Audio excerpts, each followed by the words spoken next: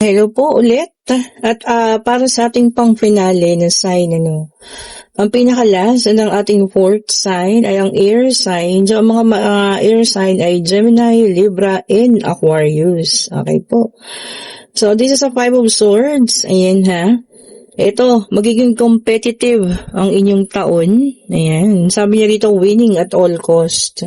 So, kumbaga, magiging competitive kayo. Mas gugustuhin niyo laging panalo, no? Kaysa matalo. Whether if it's sa inyong trabaho, whether it is yung love life ninyo, whether ito ay sa buhay ninyo. O, 'di ba? So kung ano man po ito, mas pipiliin nyo talaga yung manalo kayo kesa yung matalo kayo sa mga bagay-bagay na to. O, sabi nga kasi winning at all cost. Ayan. Okay, so air sign ng mga ito ha, Gemini, Libra, and Aquarius. And ito na ang inyong forecast for the year 2026. Okay, and then meron tayo ditong Nine of Swords. For some of you, hindi pa rin makalis from the past. Nandoon pa rin ang pag-iisip. Nandoon pa rin ang puso. Ayan. For the year 2026, baka naman kailangan at maaari naman na. Sigurong iwan na natin ang mga bagay-bagay, sa year 2025, pagpasok ng 2026, sana tatapos na ang ganyang pakiramdam, ang inyong pagluha sa gabi, sa pag-alala sa mga nakaraan, sa mga sakit na dulot nito.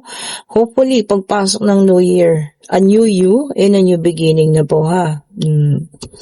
And meron tayong the Hermit. Ayan. And the Hermit signifies pananahimik. Pwede ring, alam mo yun, pag-alala sa sarili lang, Kumbaga by this time, sarili lang muna talaga yung iniisip. Me time, kumbaga gano'n, hindi ka muna padadala sa kung ano man yung po pwedeng sabihin ng ibang tao na or maaaring hihingi ng pagtulong, So sa ngayon, sarili lang muna. Ayan, ang iisipin. Nakita niya may dalang lampara, O pwedeng siguro magiging light ka rin, guiding light para sa ibang mga tao. Ayan, baka maaaring mga tao na makikita ka as a role model, ayan, na magandang gayahin, na magandang nakikita nilang mas nagiging maayos at po pwedeng gayahin para maging mas maayos din po sila. Okay po? Pero more on me time kayo ngayong taon na to, para sa sarili lang. And meron tayo ditong Three of Pentacles. Ayan, collaboration. Ayan. Pwedeng ito po ay tungkol sa inyong trabaho, Maaring makipag-usap ka para mas marami kang malaman, mas marami kang matutunan. Ayan. Pwede ring training, para sa inyo. Pwedeng sa ibang lugar, magte-training kayo para mas mapalago ang inyong kaalaman or ipapadala ka sa ibang lugar ng inyong kumpanya para sa isang training po, ha? And meron tayong Angel Temperance is here. So alam niyo naman, pag lumabas ang ating Angel Temperance, lagi niyang ipinapaalala na i-balance ang lahat-lahat. Okay? Pwedeng sa pag-ibig, pwedeng sa paggastos, pwede rin pong sa pagmamahal, pwede rin pong ito ay sa pagdidesisyon. So anything na gagawin ninyo, kailangan po balansehin. Kailangan meron siyang katuturan, sabi nga nila, And makakabuti, hindi man sa'yo, pwedeng sa ibang tao. So, kailangan po balanse, ha? At kung sa pag-ibig naman, wag puro puso, wag din puro pag-iisip po. O, diba? Balanse.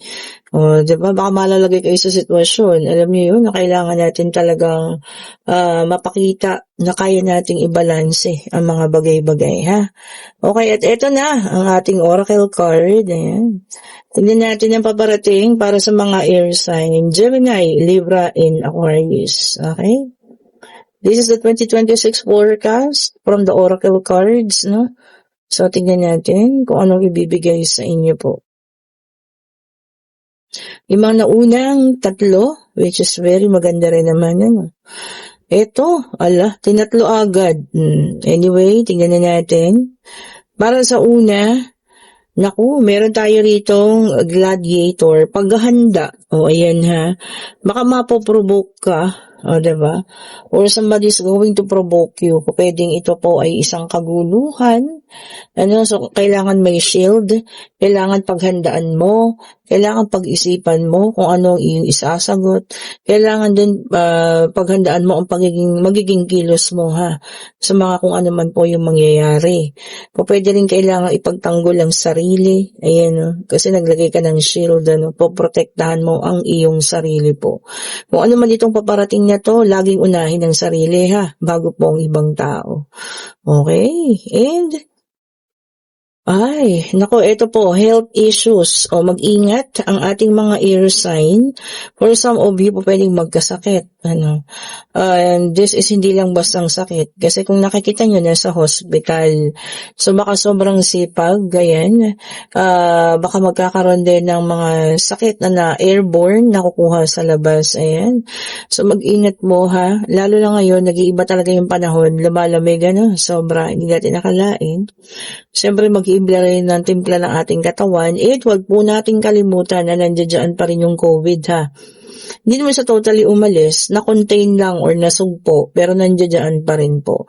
So always take care po ng inyong sarili. Ayan, huwag mong kakalimutan mag-vitamins. Huwag mong kakalimutan inumin ang inyong mga maintenance kung meron man. Ingatan po ang inyong sarili. And meron tayo ritong animals. Ayan. For some of you, parang magkakaroon kayo ng time. Ayan po ha. Makakapag-isip na pwedeng mag-alaga na or magkaroon ng isang alaga. Pwedeng aso. Asa yung kanyang daladala, So if may pagkakataon naman, why not? Diba?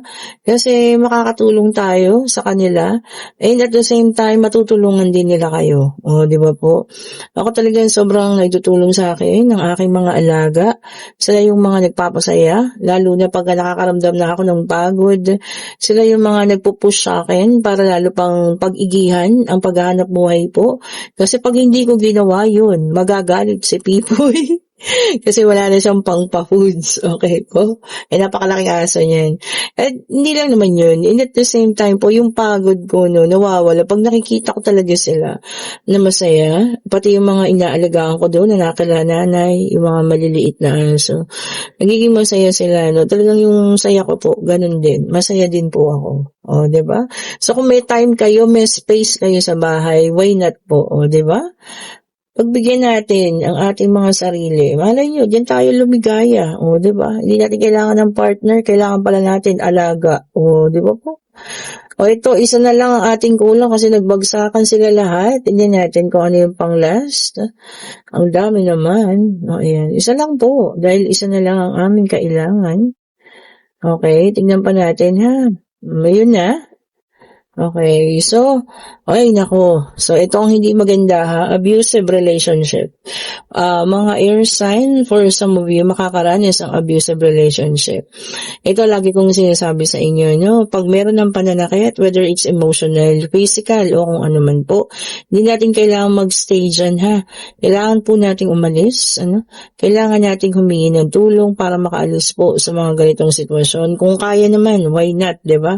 Umalis ka na po dyan. Wala na pong love or kung ano man ang nandiyan, kung meron ng halong pananakit. Okay po. So, abusive relationship yung ating last na card.